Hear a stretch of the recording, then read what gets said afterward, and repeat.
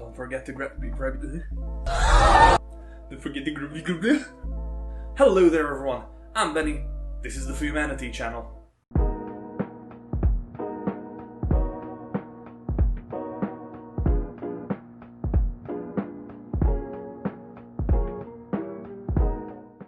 I bet y'all have at least heard about this vague thing called anime. You might have noticed throughout my past videos, one way or another, that I quite like it. But so far, I haven't actually spoken about it seriously because it isn't really part of this channel's topic. Well, today, I'd like to change that, at least a little bit anyways. I've been watching anime for the past 6 or so years, and during that time there have been 2 genres of anime that have stood out to me the most. One of them being school life, and the other, well, today's topic, Isekai. Albeit I said genre, a lot of people still think of Isekai as just a setting like how school life is a setting for school. Well done, well done. Albeit I said genre, a lot of people still think of Isekai as just a setting like how school is a setting for school life, for example. I'm getting ahead of myself. Let's start by explaining what Isekai actually means. Let me ask you a question. What do you think are the shows that are most commonly associated with this tag? Most would say shows like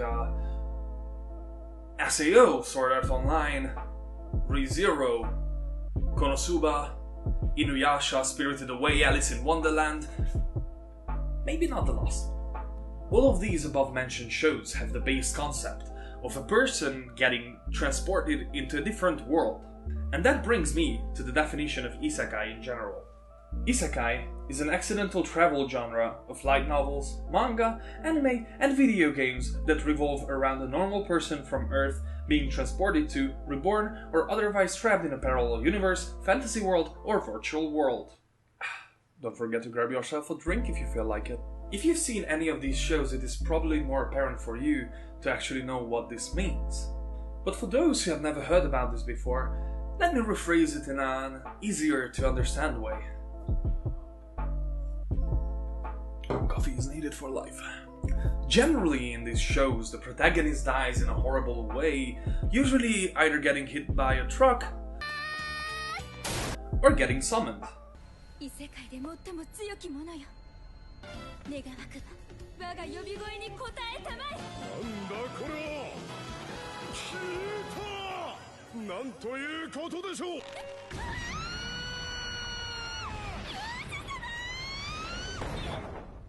In both cases, these characters usually end up going to,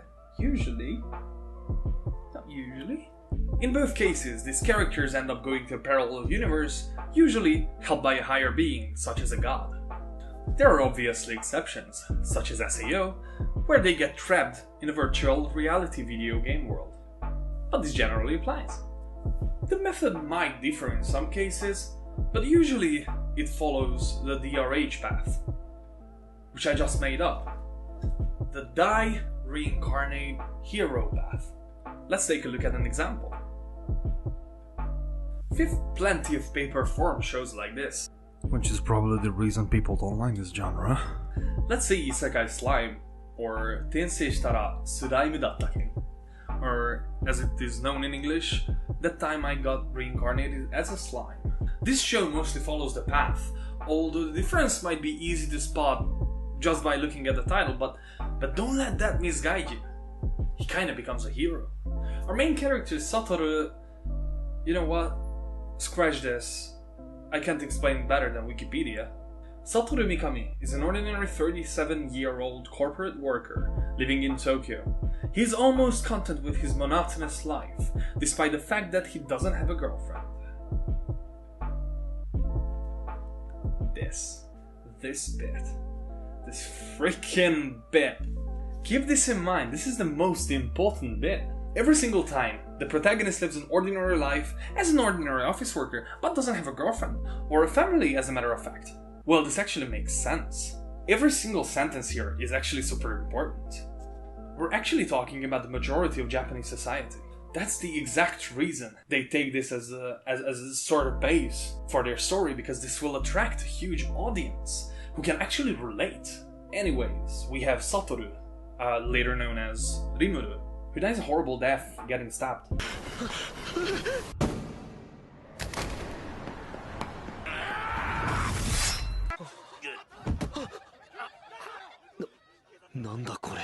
And he got transported into a different world.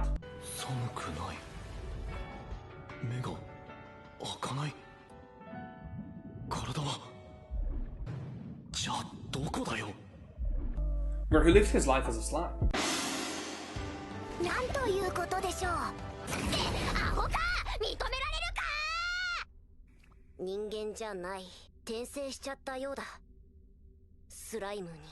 He stumbles upon an almighty dragon, whom he later absorbs into his own body, and throughout his life as a slime, he actually absorbs a lot of special powers, and eventually becomes the sole god of the universe. Well, jokes aside, he grows pretty powerful, and is regarded as a savior of beasts. It's a really interesting story. I assume it sounds stupid, but I do recommend it. Really recommend it, it's fun to watch. Now you might ask, but Benny, why would you talk about something so plain? Why is this so boring? Well, isn't it curious you asked? The one main problem I have, and have been thinking about, is this.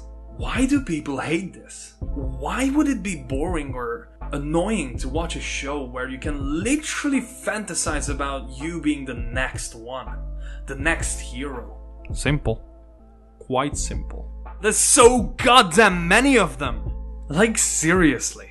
As a confirmation of this, I simply searched the term Isekai on my anime list, and the results speak for themselves. 32 pages of results just searching in anime, and a whopping 81 pages of manga results.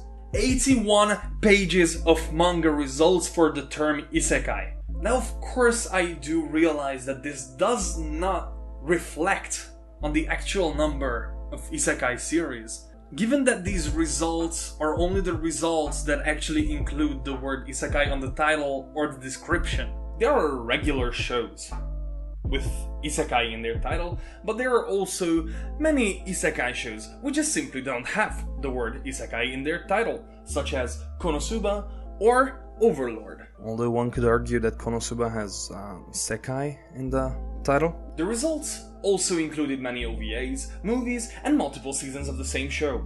But even counting those cases, there are simply too much shows to actually count. With that in mind, anyone could argue that this tag is particularly overused. But is that really a problem? Let's take a look at the other side of this coin for a second. According to Mel's advanced search options, there's over 1900 shows under the shonen tag, 1600 under the school tag, and this one blew my mind, 5850 under the comedy tag. Well, I mean, that doesn't really count with this, but still, it's kind of crazy. Shonen is probably the most overused anime tag, alongside with the millions of mecha shows and just the absurd number of your regular slice of life, school life romance shows. Let me ask you this question again.